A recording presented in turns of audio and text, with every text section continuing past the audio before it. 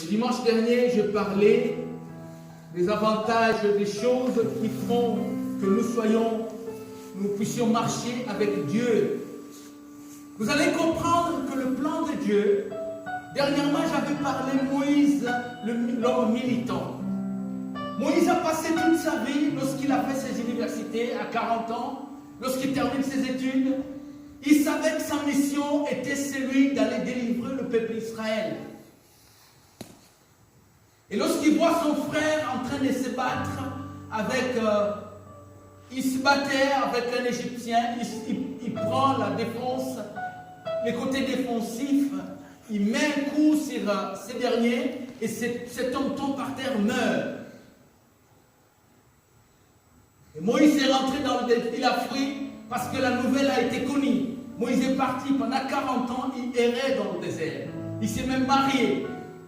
Et nous avons vu que les 40 premières années ont été les années de la chair, où Moïse a vécu dans la chair.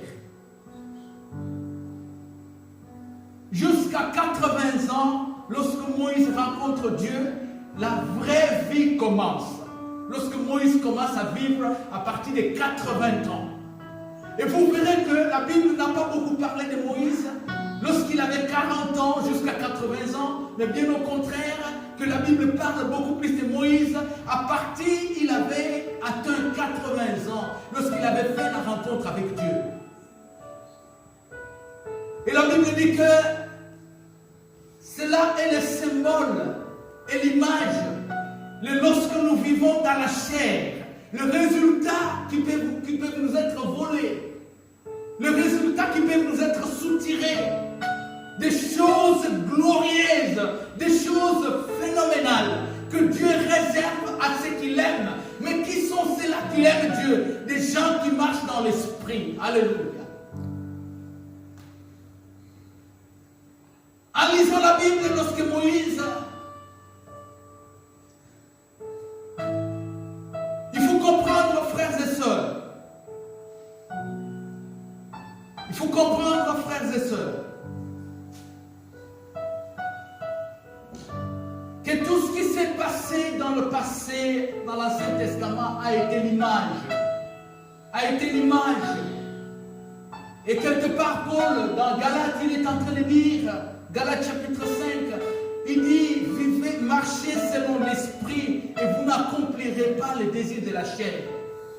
Nous avons célébré la Pentecôte, nous avons parlé du Saint-Esprit, le rôle du Saint-Esprit dans notre vie. Vous savez, frères et sœurs, un chrétien est appelé chrétien lorsqu'il marche avec l'esprit, lorsqu'il marche avec Dieu dans l'esprit. Nous sommes agréables devant Dieu lorsque nous lui rendons la gloire, lorsque notre vie même est en train d'être l'expression de l'adoration de l'esprit.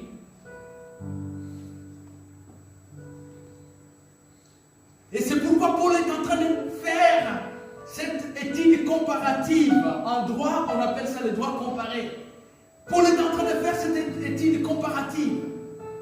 Il dit, si Moïse qui est monté dans la montagne, j'ai parlé ici des jours du Pentecôte, que 40 jours Moïse est monté, lorsqu'il est descendu, tout le monde était dans la chair. Il est difficile de cohabiter avec les gens qui ne sont pas encore nés de nouveau. Il est difficile d'être avec des chrétiens qui ne donnent pas beaucoup plus d'importance à rechercher les choses de l'esprit que d'être seulement des chrétiens dans la chair. Moïse revient au bout de 40 jours avec son jeune frère, son jeune Josué qui était son protégé. Au pied de la montagne, Josué l'attendait, il faisait son jeûne aussi. Il faisait son jeûne à son niveau. Et on va éteindre. Il faisait son jeûne à son niveau. Et Moïse arrive, il voit dans le camp les gens qui sont en train de... Les gens étaient en train de... Ils faisaient leur fête, ils faisaient leur cirque, ils dansaient devant le veau d'or, ils faisaient plein de choses. Et Paul est en train de nous parler, il est en train de dresser un peu cette...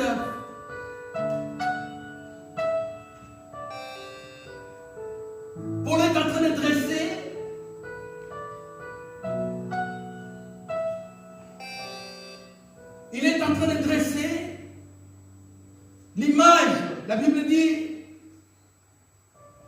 Les 40 premières années de Moïse qu'il a vécues ont été la vie dans la chair.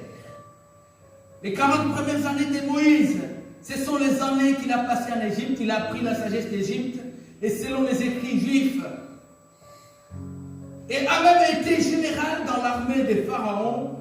Et quand il a vu un soldat égyptien maltraiter un de ses frères israéliens, il a réagi selon la chair. Au lieu d'attendre la promesse de Dieu, il a réagi selon la chair. La chair nous amène à faire des dégâts incroyables, frère. C'est sûr. Qu'est-ce que tu veux parler aujourd'hui, pasteur? Tu veux parler de la chair? Non. Je veux dire, Dieu veut que nous puissions mener notre vie. Aujourd'hui, nous avons atteint 6 mois de notre année 2019. Il reste 6 prochains mois. Les années passent et un jour, vous et moi, nous allons devenir des mamies et des papis. Et la vie va nous dire, qu'est-ce que vous avez fait de vos jours lorsque vous étiez forts? Je voulais faire la volonté de Dieu, mais je n'arrivais pas parce qu'il y avait toujours une raison. La vie de l'esprit est beaucoup plus meilleure parce que nous aurons des résultats qui vont pouvoir nous dire que, et au moins, ils ont vécu, ils ont fait quelque chose. Paul est en train de dire son action, si bien que Moïse, avec son action, si bien que son action était inspirée par de bonnes intentions, mais c'était l'œuvre de la chair. En Galates, Paul explique ce que les œuvres de la chair. Dans Galates chapitre 5, verset 19-21, il dit, or les œuvres de la chair sont évidentes.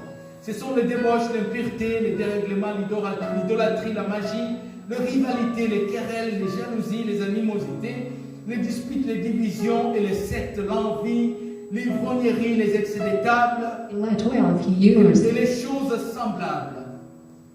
Vous pouvez coucher mon ordinateur, si possible, vous le couchez. Je vous dis d'avance, comme je l'ai dit, que ceux qui commettent de telles choses n'hériteront point le royaume de Dieu. Il parle, le royaume de Dieu, vous savez, le royaume de Dieu n'est pas au ciel. Avant, lorsque j'étais jeune chrétien, je pensais que le royaume de Dieu, parce que le royaume des cieux et le royaume de Dieu sont deux choses différentes. Le royaume des cieux, c'est lorsqu'on va régner avec Jésus dans l'éternité. Mais le royaume de Dieu est quelque chose qui commence le jour où vous naissez de nouveau.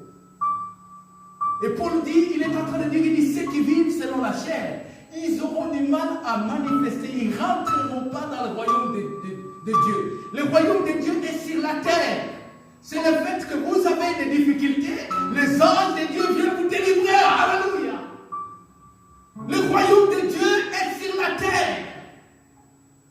J'ai plusieurs preuves qui prouvent qu'il y a un royaume qui marche avec nous tous les jours de notre vie.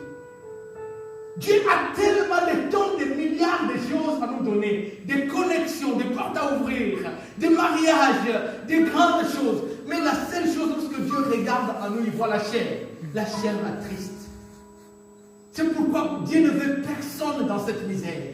Il ne veut personne de vivre et de nourrir la chair. Parce que la chair est un élément qui vient où le diable passe par cette porte pour nous voler le plan de Dieu, les promesses de Dieu. Regardez les promesses de Dieu dans notre vie. S'il arrivait que tous ensemble commençons à voir le genre d'esprit qui élève Dieu. Qui élève Dieu. On se lève le matin, on prie, on prépare des chants même. Vous savez, je ne suis pas destiné à faire la guitare. Je l'ai fait parce qu'il n'y a personne pour le faire. Je ne suis pas destiné à chanter si nous le faisons parce qu'il n'y a pas assez de personnes qui sont imprégnées de bon sens et de bonne volonté pour dire, vous savez, ma mère chantait la chorale jusqu'à 60, elle était là. Même lorsqu'elle m'a eu, elle était là en train de chanter à la chorale. À 35 ans, lorsque maman m'a eu. Je chante, je joue une guitare qui n'est pas très accordée, je le fais, mais parce qu'il n'y a pas assez de gens éveillés dans l'esprit. Je programme des chants, je demande même au papa d'aller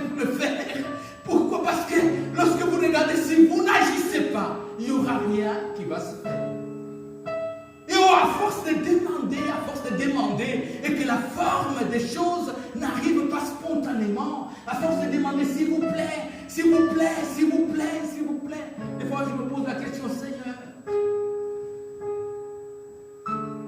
lorsque nous vivons dans l'esprit, les choses viennent d'elles-mêmes, spontanément. L'esprit dégage l'odeur de l'amour. Pour dire que celui-là, il travaille beaucoup. Il faut que je vienne l'alléger. À l'époque, lorsqu'on était au Warwick, on ramenait tous nos instruments, on les installait. Et parce qu'on faisait les GF, tout le monde était nourri du Saint-Esprit. On avait un niveau rail. Et les gens venaient malgré les fatigues. Ils installaient les trucs. Pourquoi? Parce que la veille, ils ont écouté l'enseignement. Nous avons prié dans la cellule de maison. C'est pourquoi nous luttons que toutes ces cellules se remettent en place pour que nous puissions triompher et qu'on marche dans l'esprit, parce qu'il y a un héritage que Dieu veut nous donner. Amen. Dieu a un héritage incroyable.